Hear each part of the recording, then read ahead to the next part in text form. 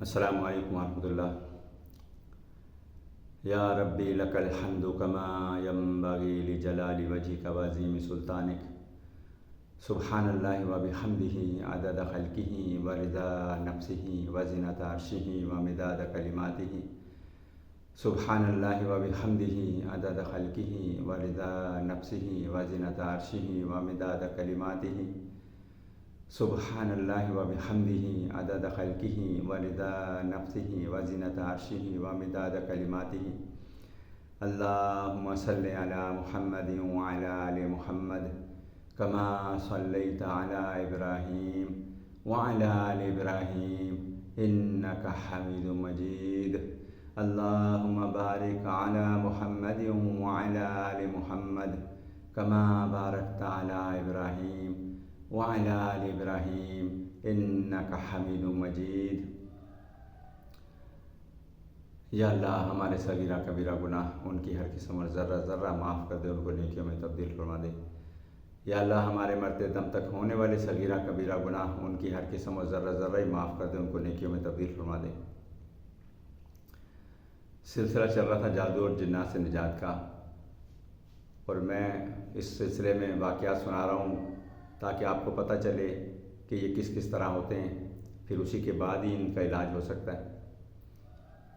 ایک مرتبہ میرے پاس ایک بندہ آیا، اس کے جسم پہ ایک پھوڑا نکلا ہوا تھا، اور وہ کہہ رہا تھا کہ میں اس کے بڑے علاج کروا چکا ہوں، یہ ٹھیک نہیں ہو رہا۔ اب بڑی بڑی اچھی جگہ سے میں نے اس کا آپریٹ کروایا، لیکن یہ دوبارہ ہو جاتا ہے، اس کی سمجھ نہیں آ رہی۔ اچھا، میں نے کہا چلو آنکھیں بند کرو ذرا دیکھیں کیا مسئلہ ہے۔ اس نے آنکھیں بند کی، جب پڑھائی مکمل ہوئی تو اس کا جسم کانپنے لگ گیا، اور یہ علامات ہوتی ہے کسی بھی مخلوق کے اندر آنے کی۔ اس کے اوپر ایک جن آیا، ہندو تھا وہ۔ اب میں نے اسے پوچھا کہ بھائی تو کیوں اس کے پیچھے پڑا ہوا ہے اور کہاں سے آیا ہے؟ تو اس نے بتایا کہ گندی گلی میں سے۔ بھائی گندی گلی میں یہ کیا کر رہا تھا؟ کہہ رہے اس نے ایک درخت کے پتے توڑے تھے۔ بھائی کون سا درخت تھا وہ؟ کہہ رہا لال پھولوں والا درخت تھا۔ اچھا، تو بھائی پتے توڑنے کے اوپر اتنا مسئلہ؟ تو میں نے پوچھا اس سے کہ وہ درخت ہے ابھی؟ کہتا نہیں۔ تو پھر اب تم کہاں رہتے ہو؟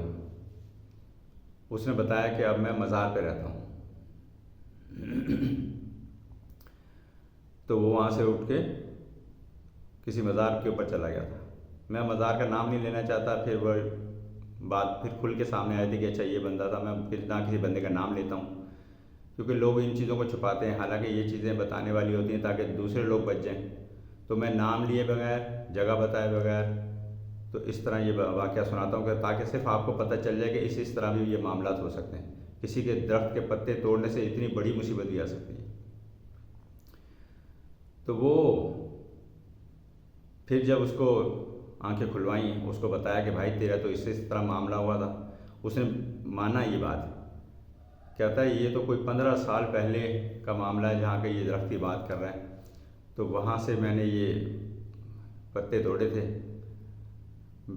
پھولوں والا درخت تھا، لال پھولوں والا۔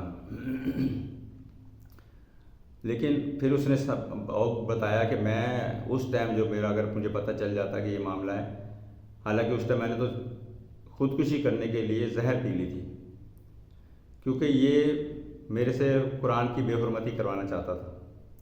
میں قرآن کو تالوں میں لگا، الماری کے تالوں میں بند کر کے رکھتا تھا، تاکہ اگر خدا نہ خواستہ میرے سے کچھ ہو جائے اس طرح کی کوئی حرکت۔ میں ایک مسلمان ہوں، اور وہ باقاعدہ اس ٹائم ہی ماشاءاللہ نمازی پرہیزی بچہ تھا۔ اب اگر کوئی اللہ توبہ کرنے والے سے کوئی اس طرح کا کام ہو تو سوچ نہیں سکتا، اور اس کا بار بار دل کرتا تھا کہ میں قرآن کی بے حرمتی کروں۔ اس سلسلے میں اس نے اتنا تنگ آ کے زہر پی لی تھی، لیکن الٹیاں ہوئی، بچا لیا اللہ نے اس کو۔